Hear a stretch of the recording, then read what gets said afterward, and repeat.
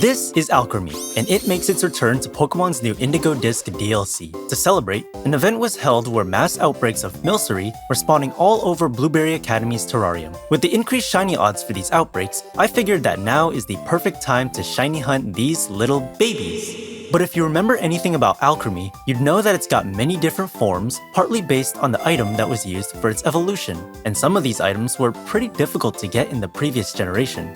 But how hard can it be now? I decided to find out just how easily I could get every shiny Alcremie form in the Indigo Disk DLC.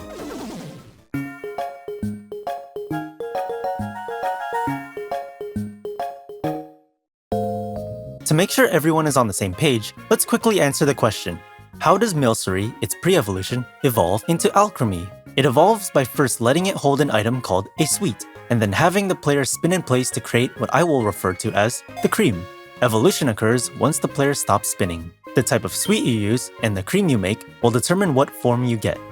Now there are 7 types of sweets that you can use to evolve Milcery, which will decide the eye color and the head ornaments. Strawberry, love, berry, clover, flower, star, and ribbon. Moving forward, there are 9 types of creams you can make to decide the body color.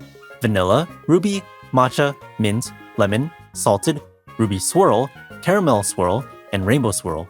Combine the two and the result is 63 different Alcremie forms, not including its Gmax forms. So, does that mean that there are actually 63 shiny forms? Well, not exactly, but technically yes. Let me explain. As it turns out, shiny Alcremie's body color is the same no matter which type of cream you make. A dark gray middle with white on the edges. That means that the only thing that will change its appearance is the type of sweet you use, resulting in 7 different shiny forms. However, this is only for appearances. Even though they may look the same, the game will still take note of which type of cream you made, and you can check this if you look at their menu sprites. This concept is actually the same for another Pokemon, Minior. Even though the shiny variant is visually the exact same, the game will still categorize it as one of the 7 colors. At the end of the day, there really are just 7 shiny Alcremie forms, with 9 duplicates each. Although they're categorized differently, there isn't any good reason to collect all 63 shiny variants. I mean, honestly, you would have to be out of your mind to want to catch 63 shiny.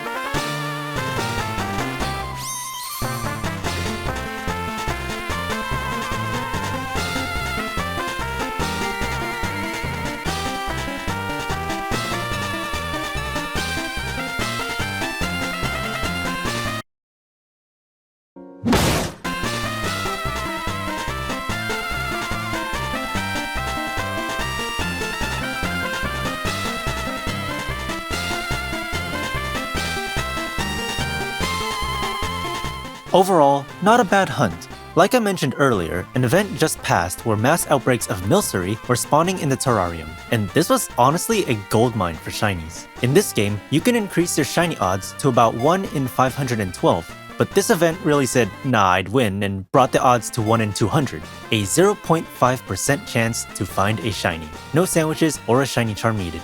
I'd say overall, it took me about 16 hours to hunt for 63 shiny Milcery, 5 of which had marks.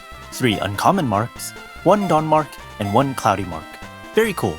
Now by the time this video is out, the event will have already passed, but if you're still able to find a Milcery outbreak, you can still snag some shinies yourself. Though, I think the worst part about this hunt was that shiny Milcery can be a bit difficult to see. Up close, the difference is pretty obvious, but from a distance, it's hard to tell. To make it easier on yourself, try to find an outbreak that's in an open area with no grass, like in the canyon and the polar biome.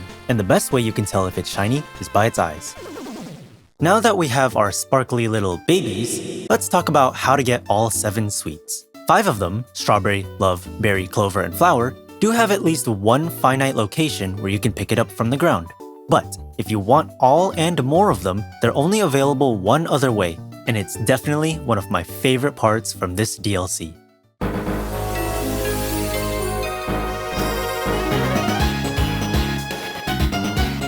The item printer is a machine that converts blueberry points, or BP, and TM materials into more valuable randomized loot. So basically, it's a gacha game. Like, literally, it's just gacha. You whale your money, you see the buildup, you don't get your 5-star PNG, you whale some more, and next thing you know you're broke. Anyways, all of the sweets here individually range between a 0.4 and 0.9% chance of being printed. Now, of course, these aren't exactly the best odds, but considering the amount of other rewards you get out of this in the process, like EXP candies, ability patches, and rare Pokeballs, I definitely think this is a much better option compared to Sword and Shield. In those games, the 3 ways you can get sweets are through the Battle Cafe, the Cramomatic in the Isle of Armor, and a Watt Trader in the Crown Tundra. But they all either don't give out many extra rewards, cost too much valuable resources, are limited to once per day unless you use an exploit, or some combination of the 3. The item printer avoids all of these issues. Despite the improvement, I still spent quite a bit of resources trying to get 9 copies of all 7 sweets. I think by the time I got all of them, I had spent about 5,000 BP on the item printer, and that doesn't even include the amount I spent trying to upgrade the machine to be more efficient. Still, totally worth it though, considering I got 2 Master Balls along the way.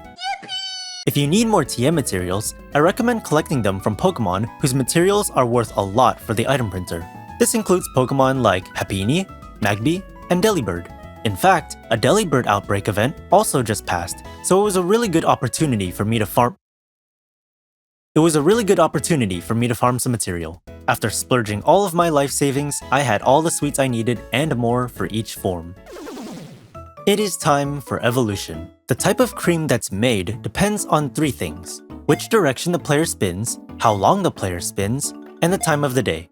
If done in the daytime, you get vanilla if you spin clockwise for less than 5 seconds, ruby if you spin counterclockwise for less than 5 seconds, caramel swirl if you spin clockwise for more than 5 seconds, and ruby swirl if you spin counterclockwise for more than 5 seconds. If done in the nighttime, you get matcha, salted, lemon, and mint for the same steps respectively. And finally, you can get rainbow swirl if you spin counterclockwise for more than 10 seconds in the evening specifically. Evening is a 3-minute transition period between day and night, so I had to be extra sure when to evolve my babies by checking for this icon in the map. Now, as I was evolving each one, I slowly realized how a bit of a mess it is to organize all of the forms. Like I mentioned before, the menu sprites will show off which cream was made, but it doesn't show what sweet was used until you look at its summary. On the flip side, Pokemon Home does display Alcremie's sweet and cream, but if you have the shiny variant, then you can't tell what cream was made. Luckily, to make sure that every form was recorded, you can check the Pokédex for all 63 of them. After a bit of spinning and some resets because I can't tell my lefts and rights, I managed to get all 63 shiny Alcremie forms. So what did I learn from all this? Well, I learned that sometimes shiny forms are weird, mass outbreak events are goated, and the item printer is a gacha addict's playground. And in the end, I asked myself, was all that shiny hunting and sweets grinding worth it just to say I have 9 copies of the same 7 shinies?